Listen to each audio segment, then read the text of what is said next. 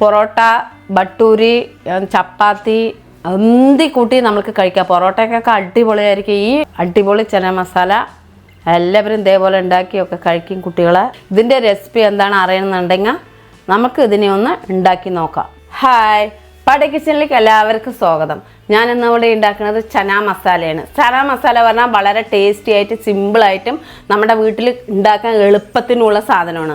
എല്ലാതിൽ കൂടിയും കഴിക്കാം. അതായത് പൊറോട്ട, ബട്ടൂരി, അതായത് ചപ്പാത്തി, അങ്ങനെ എന്തിലേക്കും നമ്മൾക്ക് ഇത് ടേസ്റ്റി ആയിട്ട് കഴിക്കാൻ പറ്റിയെന്ന്. വളരെ ടേസ്റ്റിയാണ്, വളരെ സിമ്പിളാണ് ഉണ്ടാക്കാൻ. ഒരു അഗതികളൊക്കെ വരുന്ന സമയത്ത് നമ്മൾക്ക് ഇതൊക്കെ ഉണ്ടാക്കി കൊടുക്കണമെന്ന് വെച്ചാൽ നല്ല ടേസ്റ്റി ആയിരിക്കും.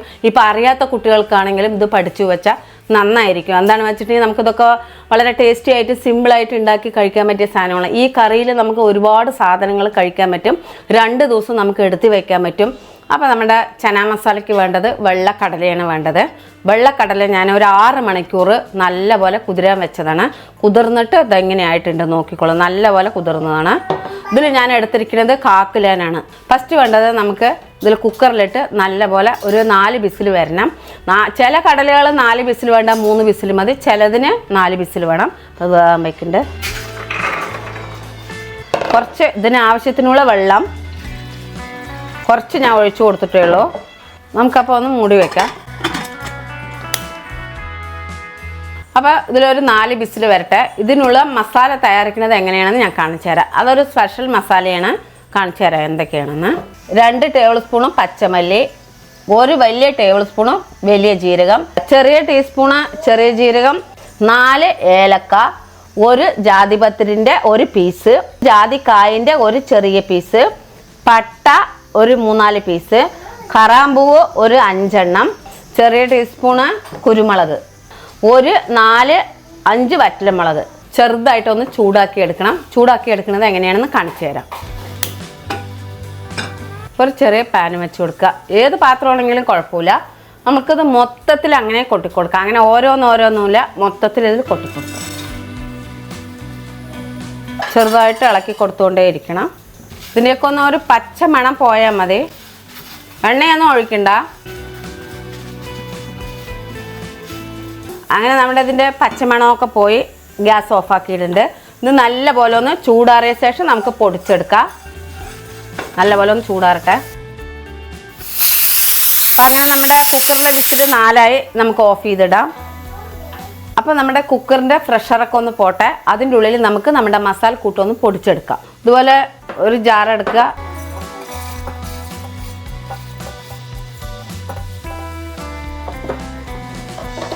അപ്പോൾ ഇത് പൊടിച്ചു കഴിഞ്ഞു. ഇനി അടുത്തതായിട്ട് നമുക്ക് കുക്കിങ് സ്റ്റാർട്ട് ചെയ്യാം.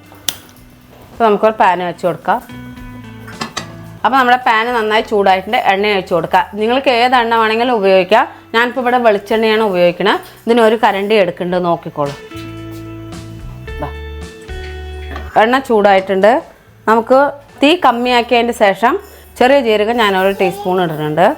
കറുത്ത ഏലക്ക ഒന്നിട്ട് കൊടുക്കുന്നുണ്ട്. ഒന്ന് നന്നായി ഒന്ന് ഇളക്കി കൊടുക്കണം. 2 പട്ടൻ്റെ ഇല ഇട്ട് കൊടുക്കുന്നുണ്ട്.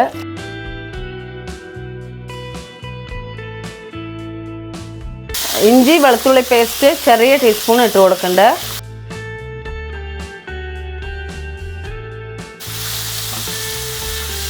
വെളുത്തുള്ളി ഇഞ്ചി പേസ്റ്റിൻ്റെ പച്ച മണമൊക്കെ നന്നായി പോയിട്ടുണ്ട്. ഇനി നമ്മൾക്ക് ഒരു 3 വലിയ സബോള അരിഞ്ഞതാണ് പൊടിയായിട്ട് ഇട്ട് കൊടുക്കാം.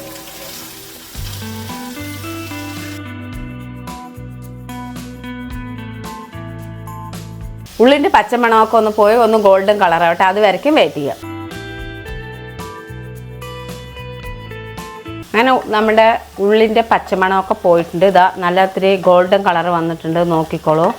ഇതാ ഇനി നമ്മുടെ അപ്പോഴേ പൊടിച്ച് വെച്ച മസാല ഞാനൊരു പാത്രത്തിലേക്ക് ആക്കിയതാണ് ഇട്ട് കൊടുക്കുന്നുണ്ട്.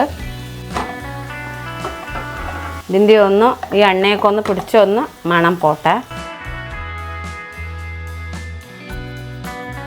ഇതിൻ്റെ പച്ചമണമൊക്കെ ഒന്ന് പോയി. ഇനി അടുത്തതായിട്ട് നമുക്ക് 3 തക്കാളി പുളിയുള്ളത് നൈസായി അരിഞ്ഞ് വെച്ചാണ്.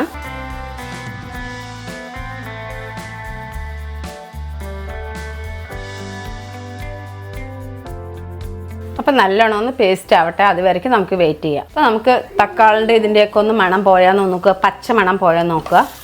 ഓ നോക്കോളൂ, നന്നായി പോയിട്ടുണ്ട്. ഇനിയിപ്പോൾ ഇതിൽ ഒരു 2 സാധനം ചേർത്തണം നമുക്ക്. ചെറിയ ടീസ്പൂണ് മുളക് പൊടി ഇട്ട് കൊടുക്കുന്നുണ്ട്. 1 ടേബിൾ സ്പൂണ് കാശ്മീർ മുളക് പൊടി ഇടുന്നുണ്ട്, കളറിന് വേണ്ടിയിട്ടാണ്. 1/2 ടീസ്പൂണ് മഞ്ഞൾപ്പൊടി ഇട്ട് കൊടുക്കുന്നുണ്ട്.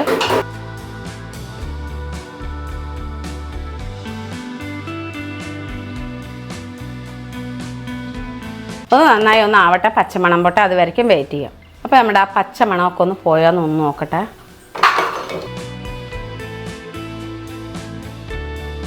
അപ്പം അങ്ങനെ നമ്മുടെ കുക്കറിൽ 4 വിസിൽ വന്നിട്ട് കടല റെഡി ആയിട്ടുണ്ട്. ഒന്ന് കൊട്ടിക്കൊടുക്കാം. നന്നായി ഒന്ന് ഇളക്കി കൊടുക്കാം.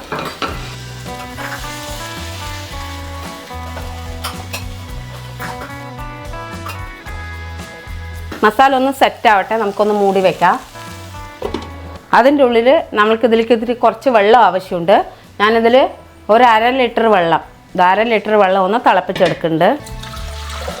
തിളപ്പിച്ച വെള്ളം ഇതിൽ ഒഴിക്കാവോ? ഞാൻ 1/2 ലിറ്റർ വെള്ളം തിളപ്പിക്കുന്നുണ്ട്.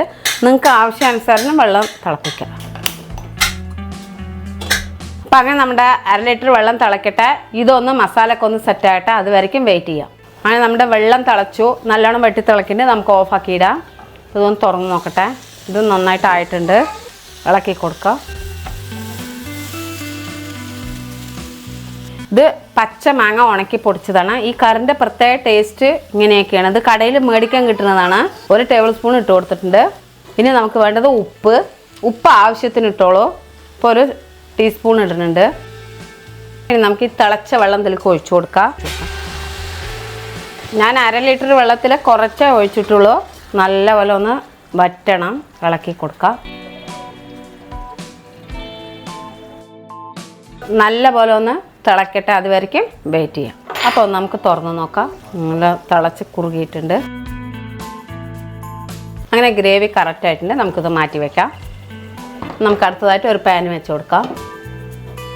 പാൻ ചൂടായിട്ടുണ്ട്. ഇതിൽ നമുക്ക് ഒരു 2 ടേബിൾ സ്പൂൺ നെയ്യ് ഇട്ട് കൊടുക്കുന്നുണ്ട്. നമ്മുടെ നെയ്യ് നന്നായി ചൂടായി വന്നിട്ടുണ്ട്. ഇനി നമുക്ക് അടുത്തതായിട്ട് 3 വെളുത്തുള്ളി ചെറുതായി അരിഞ്ഞതാണ്. ഇഞ്ചി 1 കഷ്ണം ചെറുതായി അരിഞ്ഞത്. 2 പച്ചമുളക് കട്ട് ചെയ്തതാണ്. ഇഞ്ചി, വെളുത്തുള്ളി, പച്ചമുളകിൻ്റെ നല്ല പച്ചമണം പോയിട്ടുണ്ട്. നമുക്ക് ഗ്യാസ് ഒന്ന് ഓഫാക്കി ഇടാം. ഓഫാക്കി ഇട്ടതിന് ശേഷം എന്താണെന്ന് വെച്ചാൽ ചെയ്യണത്, ഉലുവിൻ്റെ ഇല പൊടിച്ചതാണ് 1 സ്പൂൺ ഇട്ട് കൊടുക്കുന്നുണ്ട്. കാശ്മീർ മുളക് പൊടി. ഇതൊക്കെ ഗ്യാസ് ഓഫ് ആയതിൻ്റെ ശേഷമാണ് ഇട്ട് കൊടുക്കുന്നത്. ഒന്ന് ഇളക്കി കൊടുക്കാം.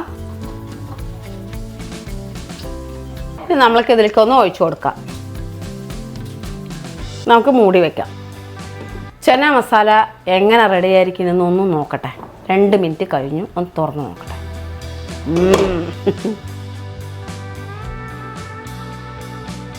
പിന്നെ അടിപൊളി മണം, നല്ല ടേസ്റ്റി ആയിട്ടുള്ള മണമാണ് നമുക്ക് തോന്നുന്നത്.